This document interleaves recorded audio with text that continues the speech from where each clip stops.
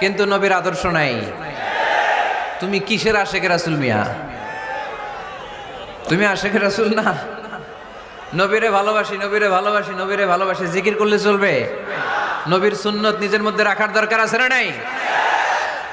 দেখবেন বেশি বেশি আশেখ রাসূল বলে মুখে ফেনা তোলে, ওদের ব্যক্তিগত জীবনে ওরা ট্রান্সপারেন্ট না, স্বচ্ছ না, লেনদেনে ভেজাল, স্ত্রীর সাথে ভালো আচরণ করে না, মা বাবারে ভাত দেয় না, এলাকার লোকজন ওরা দেখতে পারে না, হিংসা করে, অহংকার করে, আরেকজনের ভালো সহ্য হয় না। তো রাসূলের সুন্নাহ কি এটা? তুমি কিসের আশেকে রাসূল মিয়া? তুমি আশেকে শয়তান। আশেকে রাসূল হতে হলে তোমাকে তো রাসূলের আদর্শ ধারণ করতে হবে। রাসূলকে আমরাও ভালোবাসি, আমরা সবাই ভালোবাসি, কিন্তু শুধুমাত্র ভালোবাসা আমার মুক্তি নিশ্চিত করতে পারবে